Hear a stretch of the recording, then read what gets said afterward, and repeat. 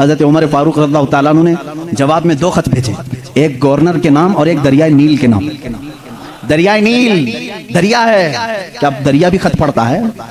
हुदैबिया के मौके पर हुजूर सल्लल्लाहु अलैहि वसल्लम ने सिर्फ इतना फरमा दिया था, 1400 सहाबा मक्का के लिए निकले हुजूर के साथ उम्रा करने के लिए। सुनो, उम्रा करने के लिए निकले, एहराम पहन करके निकले, लेकिन मक्का के काफिरों ने बीच रास्ते में रोक लिया, कहा तुम उम्रा नहीं जा सकते, नहीं जाओगे। हुजूर सल्लल्लाहु अलैहि वसल्लम को उन लोगों ने बीच रास्ते में रोक लिया। 35 किलोमीटर मक्का बाकी है, सोचो 450 किलोमीटर का फासला है मक्का मदीना। मदीने से जो चल करके सहाबा आए हों, तकरीबन 400 किलोमीटर चले हों, और उनको करीब मक्का के आकर के कह दिया जाए अब तुम नहीं जा सकते, उम्रा नहीं कर सकते, उनकी हालत क्या होनी चाहिए? सहाबा जोश में थे, कहा या रसूल अल्लाह सल्लल्लाहु अलैहि वसल्लम इजाजत दें, हम इनके परखचे उड़ा दें। बदर भी हो चुकी थी, ओहद भी हो चुकी थी, खंदक भी हो चुकी थी, सारी जंगों में सहाबा ने अपने जौहर दिखा भी चुके थे। ये 6 हिजरी का मामला है, सन 6 हिजरी में हुदैबिया का मामला आया। हुजूर सल्लल्लाहु अलैहि वसल्लम अपनी निगाह नबूवत से देख रहे थे। आपने फरमाया नहीं, जंग नहीं चाहता मैं, इसलिए कि हम हालत एहराम में हैं, हालत एहराम में हम जंग नहीं चाहते। हुजूर ने सुलह की बात कर ली मक्का वालों से, वो बज़ाहिर दब करके सुलह लग रही थी, तो उसमें हजरत उमर सबसे ज्यादा बेकरार थे, सबसे ज्यादा बेकरार। साहबा से वो बार बार पूछते थे क्या हम अकबर नहीं, हमको जंग की इजाजत क्यों नहीं मिल रही है? ये मक्का वालों को हम बराबर बता देंगे, आज तो हम 1400 की तादाद में है, बदर में तो सिर्फ 313 थे, हुजूर क्यों नहीं इजाजत दे रहे हैं? हुजूर सल्लल्लाहु ताला अलैहि वसल्लम ने मना कर दिया, नहीं मैं सुलहनामा लिख रहा हूँ। हुजूर सल्लल्लाहु ताला अलैहि वसल्लम के पास हजरत उमर आए, हुजूर के बाजू पकड़ करके जोश में पूछने लगे, आका क्या हम हक पर नहीं हैं, क्यों आप इजाजत नहीं दे रहे? हुजूर ने फरमाया उमर जो मैं देख रहा हूँ वो तुम नहीं देख रहे। हजरत उमर बेकरार थे, ये नाफरमानी नहीं, बेकरारी आपकी जो थी वो फर्ते जिहाद में थी। हुजूर सल्लल्लाहु अलैहि वसल्लम को कैसे कोई उम्रा से रोक सकता है, इस बात की बेकरारी थी। हजरत उमर ने ये सोचा कि अबू बकर को मना लूं, अबू बकर मान गए तो रसूलुल्लाह को भी ये मना लेंगे।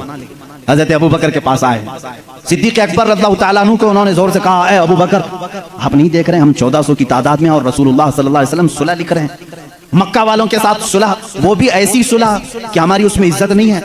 मक्का वाले ऐसी सुलह लिखा रहे थे कि जिसमें उनके ही फायदे थे, मदीने वालों के फायदे नहीं थे। हजरत उमर बार बार कह रहे थे, हजरत अबू बकर सिद्दीक को जलाल आया, उनके हाथ झटक दिए। हजरत अबू बकर सिद्दीक ने कहा इल्ज़म ग़र्ज़क या उमर, ऐ उमर अपना होश संभाल, तू किसके फैसले पर बात कर रहा है? वो मोहम्मद रसूलुल्लाह सल्लल्लाहु ताला अलैहि वसल्लम, अल्लाह के रसूल सल्लल्लाहु अलैहि वसल्लम, जंग कहें तो जंग है, सुलह कहें तो सुलह है। मेरा ईमान है कि रसूल जो करते हैं वो अपनी तबीयत से नहीं, वो वही इलाही से करते हैं। हजरत उमर ने कहा उस दिन मुझे एहसास हुआ कि ईमान क्या है, रसूलुल्लाह की हर बात को मिनान तस्लीम करना, ये सिद्दीक़ अकबर से सीखो। उसको उस सुलह को हजरत उमर ने तस्लीम किया। ये सिद्दीक़ अकबर रज़ियल्लाहु ताला अन्हु की ज़ात तय्यबा थी। मेरे अजीज़ों, अगर इन्हीं पर पूरी बात खत्म हो जाएगी, मेरा वक्त निकल जाएगा। सैयदना अबू बकर सिद्दीक़ रज़ियल्लाहु ताला अन्हु तकरीबन 2 साल और चंद माह आपने खिलाफत के उमूर को संभाला, और आपकी उम्र मुबारक 60 साल से तजावुज़ कर चुकी थी, 63 साल के करीब आपकी भी उम्र मुबारक थी।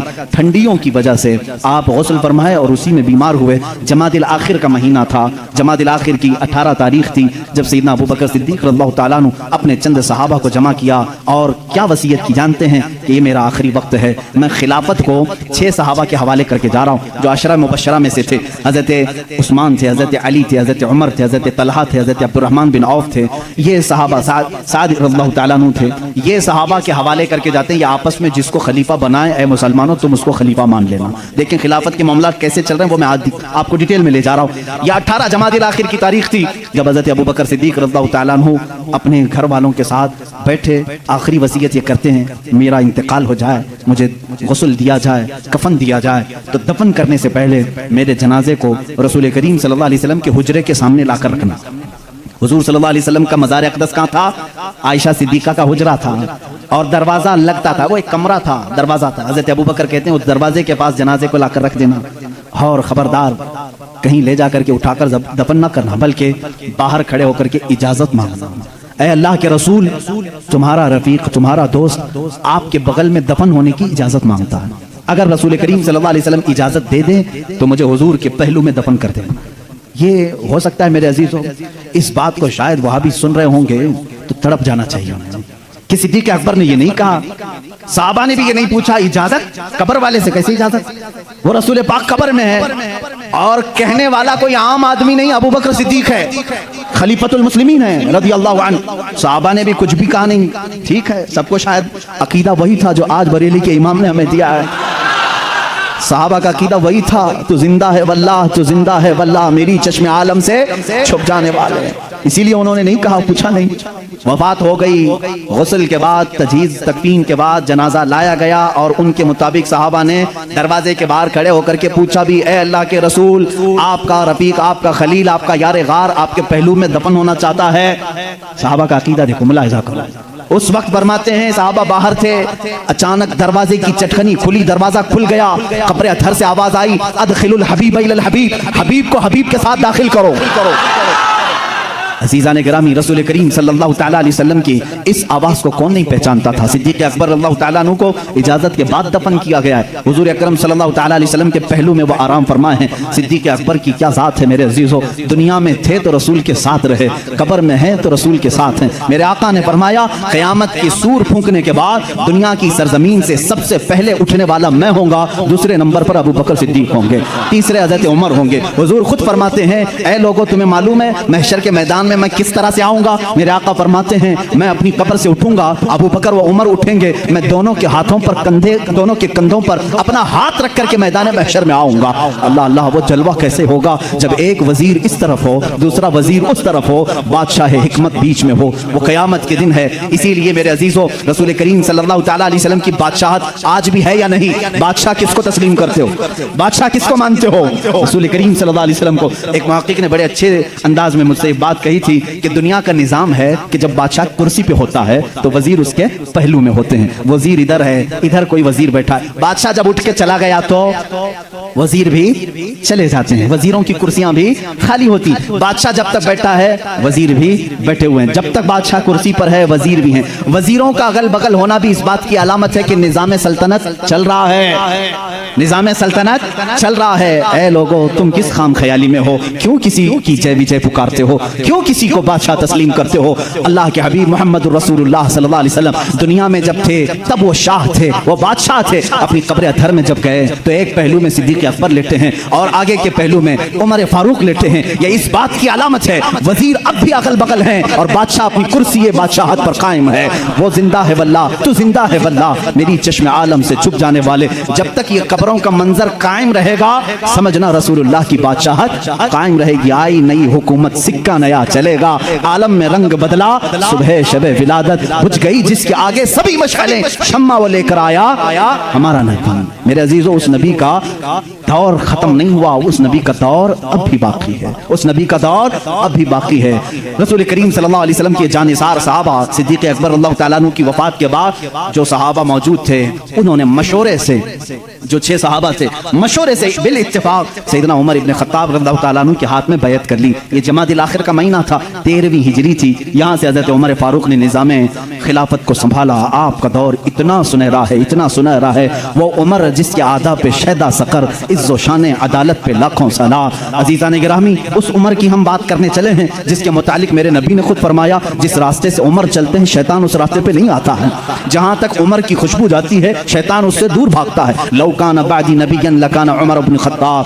हुजूर सल्लल्लाहु अलैहि वसल्लम फरमाते हैं, अगर मेरे बाद कोई नबी हो सकता तो उमर इब्न खत्ताब होते, लेकिन मैं खातमुन नबिय्यीन हूँ, मेरे बाद कोई नबी नहीं आ सकता। इसलिए कि उमर फारूक रज़ियल्लाहु तआला अन्हु की जुबान पाक ऐसे मशवरे होते थे। कई मरतबा का मामला ऐसा है, लोग अलग अलग मशवरे देते, हज़रत उमर जो मशवरा देते थे उसी के मुताबिक कुरान की आयत आ जाती थी। अल मुवाफ़िक़ रअयिही लिल वही वल किताब, आपका लक़ब दिया गया। पर्दे के मामला जो आए औरतों पर, ये हज़रत उमर के मशवरे से आए। अजान देने के जो अल्फाज हैं ये हज़रत उमर के मशवरे से हैं। ये तमाम मामलात में हज़रत उमर ने खुद मशवरा दिया था और अल्लाह ने हुक्म भी वैसे ही नाजिल फरमाया। और हदीस में ये मिलता है कि उमर की जुबान पर अल्लाह के कलमे होते हैं। अल्लाह रब्बुल इज़्ज़त की जो सदाकत है, जो हक़ानियत है, वो हज़रत उमर फारूक की जुबान पर कायम होती। सैयदना उमर फारूक रज़ियल्लाहु तआला अन्हु ने 10 साल खिलाफत के इस निज़ाम को संभाला। कितने? 10 साल। लेकिन आपका निज़ाम ऐसा था, आज पूरी दुनिया में लाखों उमर होंगे, लेकिन सिर्फ अगर आप उमर कहोगे तो जहन पहले उमर इब्न खत्ताब की तरफ जाएगा। लाखों उमर आए गए उसके बाद, लेकिन सिर्फ अगर उमर कहोगे या उमर फारूक कहोगे, किसी का जहन दूसरे उमर की तरफ नहीं जाता, उसी रसूल की उमर की तरफ जाता है। अपने तो अपने गैरों ने भी मिसाल थी, गैरों ने भी मिसाल थी। हिंदुस्तान की यहाँ पर गांधी जी को आप कौन नहीं जानता? नहीं जानोगे तो विटामिन यम भी नहीं रख सकते। गांधी जी ने खुद अपने तहरीर में लिखा है, मौजूद है ये बात, मोहनदास करमचंद गांधी की बात कर रहा हूं कि मेरे पास हमारे पुराने लोगों की तारीख पेश करने के लिए कोई चीज नहीं है, क्योंकि जिन भगवानों का तज़किरा आज किया जाता है, गांधी जी ने कहा मुझे मालूम नहीं वो हकीकत में थे भी कि नहीं थे। ये मैं दूसरों की बात नहीं कर रहा हूं, इसीलिए तो गांधी जी को आरएसएस वाले नहीं मानते। हाँ, साफ बात मैं बता रहा हूं। उन्होंने लिखा है कि मुझे मालूम नहीं कि हमारे मजहब की जो शख्सियात हैं वो हकीकत में थी भी कि नहीं थी, लेकिन हिंदुस्तान की पार्लियामेंट अब कायम होगी तो जो भी संभालेगा मैं उसको दो नाम दे सकता हूं कि उनकी तरह संभालो, एक अबू बकर दूसरे उमर का। कहा कि ये दो नाम खाली ख्याली नहीं है, फील्ड पर थे और करके दिखाया। गांधी जी पढ़े लिखे आदमी थे और हिस्ट्री के वो शौकीन भी रहे, जिसकी वजह से तारीख में इस तरह की दिलचस्पी थी। इन शख्सियात का हवाला क्यों दिया, कुछ लोगों ने पूछा भी। कहा कि निज़ाम खिलाफत, निज़ाम हुकूमत संभालने का मतलब ये नहीं है कि कुर्सी पर बैठे और किसी किले की फसील पर चढ़ करके सिर्फ चिल्लाए। ये निज़ाम हुकूमत संभालने का मतलब नहीं है। निज़ाम हुकूमत संभालना अगर चाहते हो, तुम्हें अगर कुर्सी पर बिठाया गया है तो दूसरी सबसे बड़ी तुम्हारी जिम्मेदारी क्या होती है, वो ये दो खलीफा की जिंदगी में देखो। हज़रत उमर कहते हैं मैं ढूंढ करके गरीबों की मदद करना चाहता था, जो बेकस है, जो मजबूर है। मुझे मदीने में एक बूढ़ी ऐसी मिली जिसका कोई नहीं था, वो गरीब भी थी, लाचार थी। हज़रत उमर कहते हैं मैंने सोचा इस बूढ़ी की खिदमत करूंगा इसके घर में जा करके, लेकिन किसी को पता ना चले। हज़रत उमर कहते हैं मैं सुबह जब गया उसके घर पर, उसके घर का कचरा पूरा साफ था, बर्तन धोए हुए थे, उसका बिस्तर झाड़ा हुआ, लेकिन वो औरत अपने बिस्तर से उठने के भी काबिल नहीं थी, बूढ़ी औरत थी। हज़रत उमर कहते हैं दूसरे दिन मैं गया, फिर साफ सुथरा था, ये बूढ़ी औरत कैसे काम कर जाती है अपने घर के। तीसरे दिन वो कहते हैं मैं फजर की नमाज से पहले छुप कर देखना चाहता था यह औरत अपने हाथों से कैसे घर की सफाई करती, लेकिन वो कहते हैं मैं चौंक गया। दरवाजे पर एक कोई शख्स आया, कंबल ओढ़े हुए, जल्दी जल्दी झाड़ू झाड़ रहा है, बर्तन मांज रहा है, बिस्तर सलीके से लगा रहा है। अजान हुई और फौरन बाहर निकला। हज़रत उमर कहते हैं मैं इस पुर असरार खादिम को देखने के लिए आगे बढ़ा, कंबल उठाया तो वो सिद्दीक़ अकबर थे, खलीफतुल मुस्लिमीन, वक्त का खलीफा। इसीलिए तो खैरों ने मुतासिर होकर के कहा दिन में अगर वो निज़ाम खिलाफत संभालते थे तो रात को अपनी रियाया की खबरगिरी भी करते थे, रात को अपनी रियाया की खबरगिरी करते थे। यही हाल सैयदना उमर इब्न खत्ताब का है।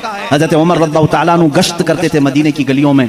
एक बार तो ऐसा हुआ कि मुल्के शाम से वापस आ रहे थे, हज़रत उमर एक घर के पास रुक गए, उस घर की औरत जानती नहीं थी। हज़रत उमर इस तरह से अजनबी लोगों को पूछते भी रहते थे। ये फोटो मीडिया और सोशल मीडिया का दौर भी नहीं था कि हर बादशाह का रोजाना फोटो छपना लाजिम हो, नहीं जानते थे, बहुत सारे लोग चेहरे से भी नहीं वाकिफ होते थे। हज़रत उमर वहां रुक गए, उस खातून से पूछा खलीफतुल मुस्लिमीन उमर इब्न खत्ताब के बारे में जानती हो? वो कहती हाँ जानती हूँ, बहुत अच्छा आदमी, लेकिन मेरी उसको खबर नहीं, मेरी उसको खबर नहीं। कहा क्यों? कहा मुझ तक उसका गल्ला पहुंचा नहीं है, मेरे घर में भी फाका है। हज़रत उमर ने कहा उमर अमीरुल मोमिनीन वो मदीने में रहता है, तेरे तक खबर कैसे पहुंचेगी, इतनी दूर तू रहती है मुल्क शाम के रास्ते में। उस बूढ़ी औरत ने कहा अगर उसको यहाँ तक की खबर नहीं पहुंच सकती तो उसे खलीफा भी नहीं बनना चाहिए। अगर इतने दूर की किसी गरीब की खबर उसको नहीं पहुंचती तो उसे खलीफा भी नहीं होना चाहिए। हज़रत उमर उस रात इतना रोए कि उनकी दाढ़ी भीग गई। सच कहा इस खातून ने, गए बाजार से सामान खरीद कर अपने कंधे पर उठा लाए और उस औरत के घर पहुंचाया। एक घर मदीने का ऐसा भी आपने देखा जहां रात को औरत अपने बच्चों को थपक कर सुलाती थी और हांडी में कुछ जल रहा होता था, आग लगी है, हांडी में पकने की आवाज आती। हज़रत उमर देख रहे थे, आवाज सुन रहे थे, बच्चों को माँ कह रही सो जाओ सो जाओ, बच्चे कह रहे माँ तो रोजाना यही बोल के सुलाती है, 2 दिन से पक रहा है, कब पकता है, हम रात को भूखे सो जाते। हज़रत उमर दस्तक देते हैं, उस घर वाली से पूछते हैं क्या मामला? कहा घर में कुछ भी नहीं। फिर ये हांडी में क्या है? कहा पानी और पत्थर रखे हूं बच्चों को बहलाने के लिए, कि इसी आस में सो जाएंगे। हज़रत उमर रज़ियल्लाहु ताला अन्हु फरमाते हैं मुझे इसकी खबर नहीं हुई। बैतुल माल में गए, पूरा थैला उठाया आटम का, अनाज का, अपने कंधे पर लेकर निकले। उनके गुलाम ने कहा ये हमें दे दें, हम लेकर चलते हैं। सख्ती से कहा क़यामत के दिन क्या तू मेरे अमाल का बोझ उठा पाएगा? मुझे उठाने दे। लेकर क्या है, नकाब बांधे हुए थे अपने चेहरे पर। उस खातून से कहा मैं रोटियां पकाता हूँ। घर में दाखिल होकर आटा गूंधा, रोटियां पकाई, बच्चों को जगाया, उनका मुंह धोया और रोटियां उन्हें परोसने लगे। वो खातून की आंखों में आंसू आ गए। कहा तुझ जैसा फरिश्ता अल्लाह ने उतारा है, मेरे घर कई दिनों के बाद ग़िज़ा आई है। उस खातून से हज़रत उमर ने पूछा उमर के बारे में तुम्हारा क्या ख्याल है? उमर के बारे में तुम्हारा क्या ख्याल है? वो कहती है बहुत नेक है, खलीफा रसूल है, लेकिन क्या करूं मुझ जैसी गरीब की फरियाद शायद उस तक नहीं पहुंची। अगर मेरे बच्चे भूखे मर गए तो मैं क़यामत के दिन ये शिकायत ज़रूर करूंगी। हजरत उमर हिचकियां लग गई, जोर से हिचकियां आ गई हजरत उमर को। वो खातून कहने लगी, मेरे भाई तुझे क्यों इस बात का खौफ है, तुझे क्यों इस बात का डर है, तू क्यों रो रहा है? हजरत उमर जिनकी आंखें लाल हो चुकी थी, गम की वजह से बदन पे कपकपी थी, नकाब हटाया, उस खातून को कहा, उमर इब्ने खत्ताब मैं ही।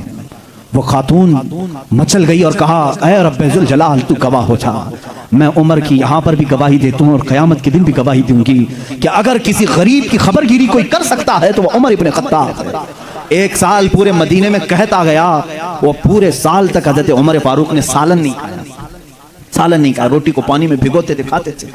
लोग कहते थे आप क्यों नहीं खा रहे हैं, आप खलीफा हैं? कहते थे कहत का दौर है, पता नहीं कौन भूखा है और कौन खाया है, मैं उस वक्त तक नरम नहीं खाऊंगा जब तक मेरी पूरी रियाया खुशहाल ना हो जाए। हजरत उमर का ये निजाम था, जिसके बाद हालात ऐसे हो गए, सिर्फ 2.5 साल के बाद, सिर्फ 2.5 साल की खिलाफत के बाद मदीने के हालात ये थे मेरे अजीजों, मदीने वाले अपनी ज़कात लेकर बाहर आते थे, लेने वाला कोई नहीं था, ज़कात लेने वाला कोई नहीं, सब ज़कात देने वाले थे।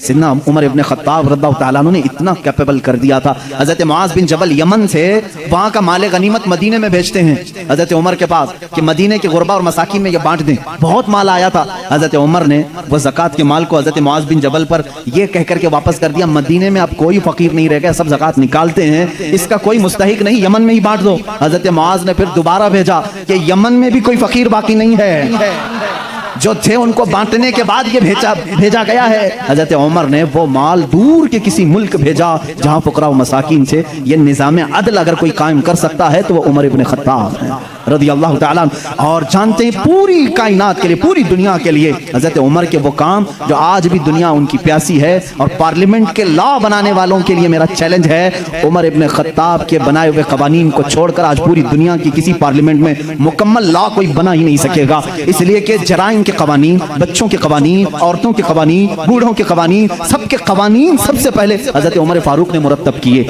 और जानते हैं ये लेआउट बनाने वाला सिस्टम, डेवलप करने वाला सिस्टम, सिटी बनाने का प्लान सैयदना उमर फारूक का दिया हुआ है। सबसे पहले बसरा और कूफा आपने बनाया था, यानी मास्टर प्लानिंग के साथ सिटी बनाई गई। रोड बनाने का सबसे पहला काम हजरत उमर फारूक ने किया है। तारीख सबसे पहले हजरत उमर फारूक ने कायम की। बैतुल माल का निज़ाम सबसे पहले हजरत उमर ने कायम किया है। मस्जिदों के मुअज्जिन और मस्जिदों के इमामों के लिए तनख्वाह का सिस्टम हजरत उमर फारूक ने कायम किया है। और इतना ही नहीं, अदल का हाल तो ऐसा था कि किसी के साथ कोई रियायत नहीं, किसी के साथ कोई रियायत नहीं, चाहे वो कोई भी हो। मिस्र के गवर्नर के बारे में लोगों ने सिर्फ इतना कहा कि इनके यहाँ बहुत कीमती घोड़ा है, बहुत पैसों का घोड़ा है और इनका लिबास बहुत महंगा है, ये गवर्नर हैं। हजरत उमर के पास ये शिकायत आई, उनको बुलाया और बुला करके कहा, तू रियाया के साथ क्या करने के लिए तुझे भेजा गया? वहाँ के पैसों से तूने कीमती घोड़ा खरीदा, कीमती लिबास पहना। वो उनकी गवर्नरी को माजूल करके 100 बकरियां खरीद करके उनको दिया कि अब जिंदगी भर बकरियां तू चराएगा। बकरियां चराने पर गवर्नर को रख दिया। ये उनके मामलात में फिर कोई कुछ नहीं कह सकता था। बड़े बड़े सहाबा, हजरत साद इब्ने अबी वक्कास को माजूल कर दिया था। खालिद बिन वलीद रज़ियल्लाहु ताला अन्हु, जिनको सैफुल्लाह कहा जाता है, जिस जिहाद में भी वो जाते थे फतह होना लाजमी हो जाता था, ये तो सबको मालूम है। हजरत खालिद बिन वलीद अपनी जिंदगी में इतनी जंगें की हैं, कोई जंग में शिकस्त नहीं हुई। उनका ये फख्र था, जब जिहालत में थे ना, इस्लाम नहीं लाए थे, वो जंगे ओहद के सिपह सालार बन के आए थे, उसमें भी उनको ही फतह मिली थी। कहते कुफ्र की हालत में भी अल्लाह ने फतह ही दी थी, इस्लाम में आए तब भी अल्लाह ने फतह ही लिखी थी। हजरत खालिद बिन वलीद एक ऐसे जर्नेल का नाम है जिसका नाम कयामत तक कायम रहेगा, लेकिन हजरत उमर फारूक रज़ियल्लाहु ताला अन्हु ने सिपह सालारी से उनको माजूल कर दिया था। सस्पेंड करना मामूली बात नहीं, लेकिन हजरत उमर क्यों करते थे जानते हैं? बाज लोग इसको नुक्ताचीनी करते हैं, हजरत उमर इसको हटाए उसको हटाए। हजरत उमर फारूक रज़ियल्लाहु ताला अन्हु के पास कुछ लोग सिफारिश लेकर के आए, खालिद बिन वलीद के बगैर जिहाद का मैदान कैसे होगा? उनको आपने माजूल किया, कहा माजूल किया हूं, लेकिन सिपाही बन करके वो जाएंगे, सिपाही बन करके जाएंगे, सिपाही सालार कोई और होगा। साहबा ने पूछा, इस फैसले को लेने में कोई हिकमत है अमीरुल मोमिनीन? अल्लाह अल्लाह, तवक्कुल देखें। अमीरुल मोमिनीन ने कहा, हाँ जरूर हिकमत है। मैं मुसलमानों को यह बताना चाहता हूं कि कोई जिहाद, कोई जंग खालिद बिन वलीद की वजह से फतह नहीं होती, अल्लाह की मदद से होती है। सारे लोग ये डिपेंड होकर के ना बैठ जाएं कि इसी की वजह से होती है। मैं इस उसूल को तोड़ना चाहता हूं, फतह जो मिलती है वो अल्लाह की तरफ से होती है। ये यकीन देना था, बस इसलिए मैंने माजूल किया है। और यकीन तवक्कुल ऐसा हजरत उमर फारूक रज़ियल्लाहु ताला अन्हु का किताबों में लिखा है। मिस्र के गवर्नर, उन्होंने एक बुरी रस्म के मुतालिक खत लिख करके भेजा। दरियाए नील सूख जाता था हर साल, वहाँ के लोग अपनी 16 साल की एक नौजवान लड़की को ज़बह करते, उसकी बलि चढ़ाते थे। और खून जो है दरिया नील में बहाते। उनका अकीदा था बलि देने के बाद फिर दरिया जोश मारकर ऊपर आ जाता था, हर साल ऐसा होता था। उन्होंने जब इस्लामी हुकूमत वहां आ गई तो लोगों ने वहां के गवर्नर से, जो मुसलमान थे, सहाबी थे, उनसे पूछा हर साल हमारा मामूल है, इस साल भी आप इजाजत दें, जुलूस निकालेंगे, एक लड़की को ज़बह करेंगे, उसका खून डालेंगे। उन्होंने कहा मैं तो ये काम नहीं करूंगा, और अगर ऐसा है तो देखा जाएगा। वो खामोश रहे। दरिया नील हकीकत में सूख गया, पानी नीचे चला गया। लड़की की बलि नहीं दी तो याद रखना, शैतान इस तरह की हरकतें तुम्हें करके दिखाएगा ताकि तुम्हारा अकीदा खराब हो जाए। उस गवर्नर ने हजरत उमर के पास खत लिखा कि इसका क्या करूं, ये कैसे हल निकालूं। हजरत उमर फारूक रज़ियल्लाहु ताला अन्हु ने जवाब में 2 खत भेजे, एक गवर्नर के नाम और एक दरियाए नील के नाम। दरियाए नील दरिया है, क्या दरिया भी खत पढ़ता है, दरिया भी बातचीत करता है। हाँ, रसूल के गुलामों के साथ हर चीज बातचीत करती है, हर चीज बातचीत करती है। हजरत उमर ने एक खत गवर्नर के नाम पर लिखा, तुम फिक्र मत करो, तुम अपने काम पर बाकी रहो, रसूलुल्लाह की शरीयत का निफाज कायम रहे। और रही बात दरिया जो सूखता है, मैं इसको लेटर लिख रहा हूँ। इसको खत लिखा क्या, बिस्मिल्लाहिर्रहमानिर्रहीम, ऐ नील, ये खत उमर इब्न खत्ताब रसूलुल्लाह के खलीफा की तरफ से दरिया नील के लिए। मैं कहता हूँ ऐ नील, अगर तू अपनी मर्जी से बहता है तो हमें तेरे पानी की जरूरत नहीं, और अगर तू अल्लाह के हुक्म से बहता है तो उमर इब्न खत्ताब रसूल की खिलाफत को जो कायम किया है, हुक्म देता है कि अल्लाह के हुक्म से जारी हो जा। इतना लिखा और कहा ये दरियाए नील को देना और ये मिस्र के गवर्नर को देना। खत लेकर के कासिद आया, कासिद ने गवर्नर को खत पकड़ा है, गवर्नर के नाम पर था, वो पहुंचा, दरियाए नील के नाम पर था, जो दरियाए नील को दिया गया। उस वक्त मौजूद मिस्र के सारे लोग शाहिद हैं, उसी वक्त दरियाए नील का पानी जोश मारकर 16 गज ऊपर आ चुका था। आज तक दरियाए नील दोबारा कभी नहीं सूखा, 14 सदियां गुजर गई। मैं खुद दरियाए नील की कश्ती की सवारी कर चुका हूँ। मिस्र में 5-5 साल तक काहिरा में पानी बरसता नहीं, बारिश नहीं आती। 5 साल, तकरीबन 4 साल तक रहे, एक दिन भी बारिश नहीं देखी। 5-5 साल तक बारिश नहीं आती, लेकिन दरियाए नील में जाओ तो लबालब भरा रहता है। ऐसा लगता है कि खत का असर आज भी बाकी है। रसूलुल्लाह के गुलामों की हुकूमत हर शय पर कायम है, हर शय पर कायम है। अल्लाह के नबी सल्लल्लाहु अलैहि वसल्लम के इन खुलफा ने पूरी दुनिया पर हुकूमत की। क्यों ना हुकूमत करें, इसलिए कि ये ताबे थे अल्लाह उसके रसूल के। तो अल्लाह ने ये वादा किया है, इन तंसुरुल्लाह यंसुरकुम, अगर तुम अल्लाह के दीन की मदद में लगे रहो, अल्लाह पूरी कायनात को तुम्हारी मदद में लगा देगा, तुम्हारी मदद में लगा देगा। वो सहाबा कैसे थे, जो मेडिटेरियन सी आज भी मौजूद है, बहर मुतवस्सित, अरब से यूरोप में जाना था।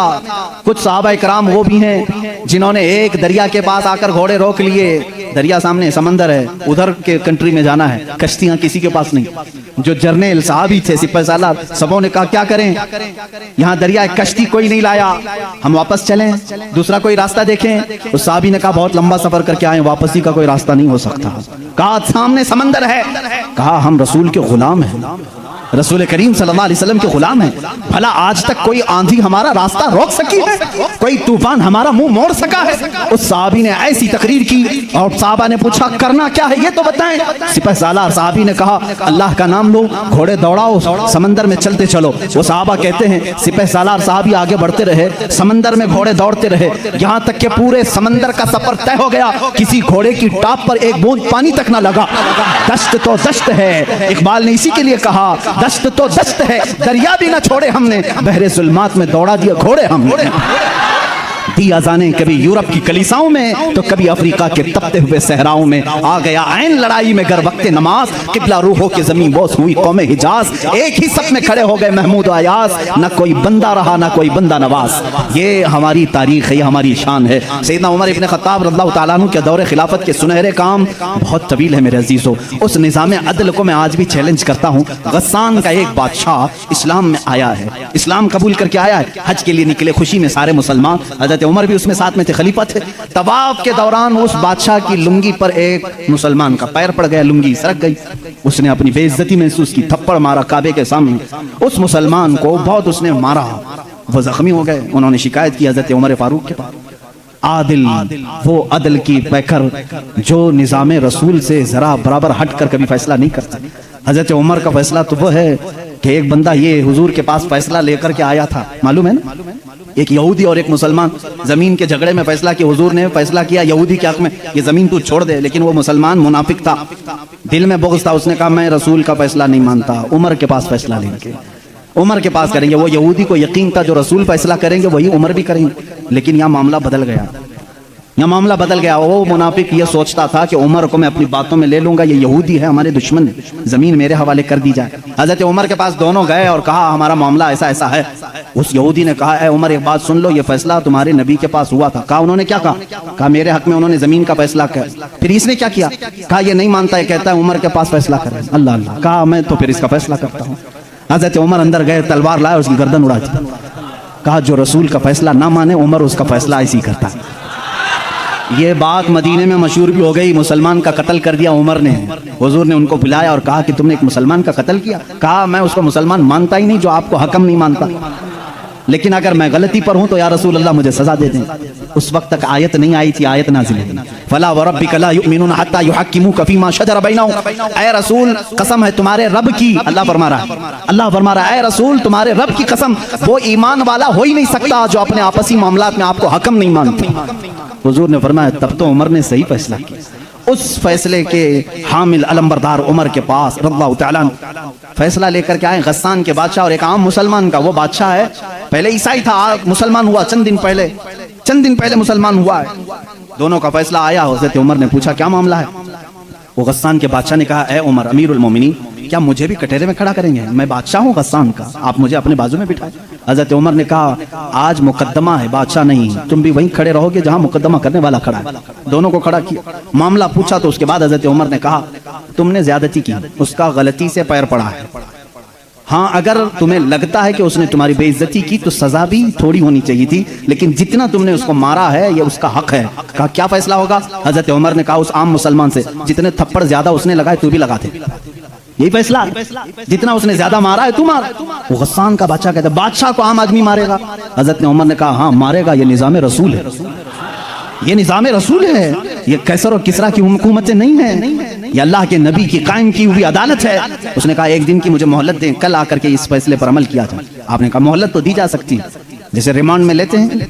उसको छोड़ा गया, लेकिन वो बादशाह फरार होकर के भाग गया और इस्लाम भी छोड़ दिया, मुर्तद होके चला गया। हजरत उमर ने उस दिन कहा, कुछ लोग कहने लगे हजरत उमर उसके हक में बात करते तो बादशाह आज मुसलमान रहता। ऐसी कुछ बातें भोली भाली लोग करते हैं, ऐसा करते तो अच्छा होता, ऐसा नहीं करना चाहिए था। हजरत उमर ने जलाल में कहा इस तरह के 1000 छोड़कर जाएं तो जाएं, लेकिन निजाम रसूल का एक हर्फ भी मैं अपने हाथ सामने से जाने नहीं दूंगा।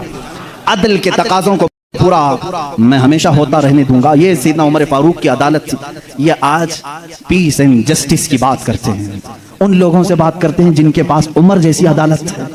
ऐ मेरे अजीजों, अदालत के नाम पर आज बड़ा धब्बा है। यहाँ पर बहुत सारे मामला हो सकता है, बहुत सारे लोग मेरे ऊपर इस बात का भी केस कर दें कि ये हद की अदालत है, अदालत की बेइज्जती करता है। हो सकता है मेरे अजीजों, मैं उस अदालत की इज्जत करता हूं जहां अदालत होती है। मैं उसको जज और आदिल नहीं मानता जो पार्लियामेंट की सीट की भूख में मस्जिदें बेच देता हो। मैं उसकी अदालत को नहीं तस्लीम करता जो एक कलील जमात को नजरअंदाज करके हाकिम रियाया, हाकिम पार्टी की तरफ बोलता है। मेरे अजीजों, ऐसे लोग दुनिया में बहुत सारे आए जो जमीर फरोश होते हैं, जमीर फरोश होते हैं। हिंदुस्तान भी उसी डगर पर चलने लग गया। अब तक दुनिया की सबसे बड़ी डेमोक्रेसी, सबसे बड़ी जमहूरियत हिंदुस्तान में थी, जहां पर निजाम ऐसा था। हमारा अदलिया का निजाम बहुत अच्छा था, हमारी कोर्ट जितनी थी यहाँ पर सबके साथ बराबर का सलूक किया जाता था, हिंदू हो मुस्लिम हो। आज भी बहुत सारे जज हैं जो ओथ लेते हैं कि मेरा दीन, मेरा मजहब, मेरा सब कुछ इंसाफ होगा, संविधान होगा, मैं सामने किसी को नहीं देखूंगा। देखते नहीं आप, जज के सामने पट्टी बांधे हुए एक मूर्ति को रखा जाता है। क्यों? कानून जब भी होता है वो सामने वाले को देख करके नहीं, उसके प्रूफ सबूत देख करके। लेकिन यहाँ पर अब आम बच्चे को भी बेवकूफ बनाया जा रहा है। मैं इस बात की आवाज उठाना चाहूंगा, इस जुल्म को बंद करो, इस जुल्म को बंद करो।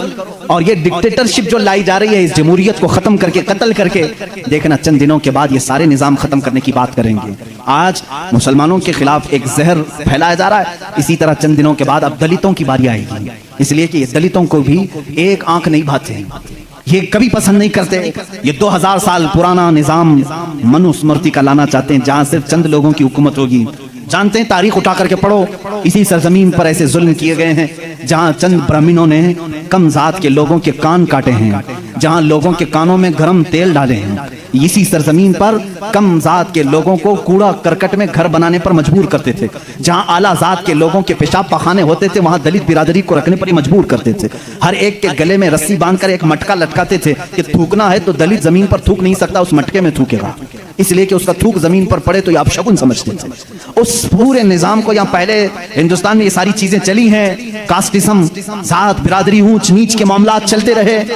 लेकिन मैं समझता हूं कि हिंदुस्तान को जब आजादी मिली, भारत को जो आजादी मिली 1947 के बाद, सबों ने मिलकर के एक संविधान बनाया था, अदल और इंसाफ का सब लोगों ने हलफ उठाया था, इसमें सबका हिस्सा बराबर का होगा, सब लोगों ने कुर्बानी दी है, सबके लिए निजाम एकसा होगा, बराबर होगा और सबकी दीन का, सबके रिलीजियन का मान सम्मान किया जाएगा। लेकिन अब जो हालात हैं मेरे अजीजों, ये दूसरी डगर पर चल पड़े। अब यहाँ पर उस संविधान को ये खत्म करने की बात कर रहे हैं जो अंबेडकर की सरपरस्ती में बनाए गए थे, उसको खत्म करके ये नए संविधान की बात करने जा रहे हैं। चंद दिनों के बाद ये वोटिंग पावर भी खत्म करने की बात करेंगे। तुम सबको वोट देने का भी हक नहीं होगा, ठहरने की, उम्मीदवार होने की बात तो दूर है। मैं इस निजाम की खुल्लम खुल्ला मुखालिफत करता हूं और मजम्मत करता हूं, मैं मजम्मत करता हूं। हमारे लिए वही भारत और वही हिंदुस्तान अच्छा है जो हमारे बड़ों ने अपने खून की कुर्बानी से आजाद किया है। आप सब उसी भारत को तस्लीम करेंगे या नए नवेले भारत को? हम इस नवे नवेले भारत को जिस डगर पर ये ले जा रहे हैं कास्टिज्म के ऊपर, हम उसको नहीं तस्लीम करते। हम उस भारत को, उस संविधान को मानते हैं जहां अदल सबके लिए बराबर हो, सबके लिए बराबर हो। सुप्रीम कोर्ट को आजाद रखा जाए, वो सबके साथ बराबर का इंसाफ कर सके, चाहे वो तख्त पर बैठा हुआ आदमी हो, चाहे वो गरीब आदमी हो, सबके साथ बराबर का अदल कर सके। हिंदुस्तान ही की बात मैं अगर बताऊं, यहां पर एक बादशाह ऐसा भी गुजरा जिसके एक तीर से एक बच्चे की मौत हो गई थी। एक बच्चे की मौत हो गई। औरत जो बच्चे की मां थी वो मुकदमा कर दी चीफ जस्टिस के पास। उस वक्त के जो चीफ जस्टिस थे काजी सिराजुद्दौला, उन्होंने तलब किया बादशाह को तलब किया। इसी हिंदुस्तान की बात कर रहा हूं। औरत एक जगह खड़ी है, वक्त का बादशाह एक जगह खड़ा है। औरत ने कहा मेरे बच्चे को इनके तीर से मौत हो गई। बादशाह शिकार खेल रहा था, चूक के तीर लग गया। बादशाह ने कहा हाँ मेरा तीर लगा तो है, गवाह भी हैं, सिपाही भी गवाह हैं, औरत भी गवाह है। दो ऑप्शन होते हैं मौत के बाद, किसी का कुछ कत्ल हो गया अनजाने में, चूक कर अगर कत्ल हो गया, दो ऑप्शन इस्लाम देता है। उस औरत को काजी ने कहा तेरे पास दो ऑप्शन है, चाहे तो अपने बच्चे की मौत पर दियत ले ले, कुछ पैसे ले ले बादशाह से और उसे माफ कर दे, या चाहे तो जान के बदले जान ले ले। बादशाह की जान भी ले सकती है। काजी ने फैसला सुना था, ये नहीं कि बादशाह को छोड़ देना है। दोनों ऑप्शन औरत के ऊपर। वो औरत ने जब देखा कि अदल का ये पैकर इस्लामी निजाम है, बादशाह के तीर लगा है और काजी सही सही फैसला दे रहा है, उस औरत ने कहा अगर ये काजी आज इस तरह का सही फैसला दे रहा है तो इस तरह के बादशाह की वजह से ही, बादशाह ऐसा होगा इसीलिए काजी ऐसा है। उस औरत ने कहा मैं इस बादशाह की जान बख्शती हूँ, मेरे बच्चे के लिए जो दियत बनती है वो बादशाह मुझे देते। बादशाह ने जितनी दियत बनती थी उससे ज्यादा उसे दिया। और जब ये मामला खत्म हुआ तो बादशाह काजी के पास आया। काजी के पास आया और अपना जुब्बा खोला, उसमें खंजर था। खंजर निकाला, कहा काजी, वो उस वक्त के सुप्रीम कोर्ट का चीफ जस्टिस था काजी। बादशाह क्या कहता जानते हो?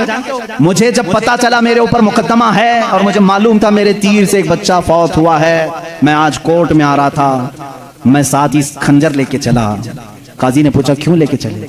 कहा मैं ये देखना चाहता था कि अगर फैसला कुरान और हदीस के मुताबिक हो तो ठीक है मैं मान लूं, और जरा बराबर अगर बादशाह का ख्याल करके काजी ने किया तो इसी खंजर से काजी को कत्ल कर दूंगा। बादशाह ने यह कहा, काजी मुस्कुराया और अपने गद्दे से उठ गया और चादर हटाई, नीचे बहुत बड़ा कोड़ा था। कहा बादशाह तुम्हें मालूम है मैं आज पहली मर्तबा इस कुर्सी पर आने के बाद, इस गद्दे पे आने के वक्त कोड़ा नीचे लेकर बैठा हूं। कहा क्यों?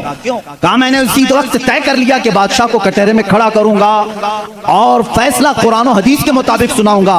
अगर बादशाह मान लिया तो ठीक, वरना मैं इस कोड़े से उसे मनवाऊंगा। ये निजाम इस्लाम था, यादल के तकाजे थे। वो उमर इब्न खत्ताब के दौर के भी सुनहरे वाकयात इस्लाम ने हमें हर जगह सिखाए हैं। ऐ मेरे अजीज भाइयों, अपने घर में भी आदल करना सीखो। जहां तुम्हें अल्लाह ने जितना इख्तियार दिया अदल के साथ पेश आओ। अपने मजदूरों के साथ अदल करो, अपनी बीवियों के साथ अदल करो, अपने बच्चों के साथ अदल करो। याद रखो क़यामत के दिन तुमसे सब चीज़ों का सवाल होगा। अगर तुम्हारे 4 बच्चे हैं, चारों में से अगर किसी के साथ ऊंच नीच किया तो सारे तुम्हारे अमाल इकारत हो जाएंगे, गैरत हो जाएंगे। एक बच्चे के साथ भी तुम नाइंसाफी नहीं कर सकते, सारे के साथ बराबर का सलूक करो। अगर किसी की 2 बीवियां हैं तो फरमाया गया अदल का तकाजा पूरा करो। माँ बाप अगर दोनों हैं तो दोनों के साथ अदल का तकाजा पूरा करो। ये नहीं कि माँ की तरफ झुकाव हो गया बाप को गालियां देता है, या बाप की तरफ हो गया माँ को कोसता है। ना, सबके साथ अदल इस्लाम सिखाता है। तुम अगर किसी कंपनी के मालिक हो, फैक्ट्री के मालिक हो, मजदूरों के साथ अदल करो, इसलिए कि क़यामत के दिन इससे भी तुम्हारा सवाल होगा। अदल इस्लाम सिखाता है। वो उमर इब्न खत्ताब रज़ियल्लाहु तआला अन्हु की जिंदगी पाक से हमें मिले हैं। मेरे अजीजों, मुझे वक्त ताखीर से यहाँ तक पहुँच चुका है और मैं समेटूंगा तो मैं समझता हूँ उस्मान इब्न अफ़्फ़ान और हैदर कर्रार रज़ियल्लाहु तआला अन्हुमा की ज़ात के साथ नाइंसाफ़ी हो जाएगी।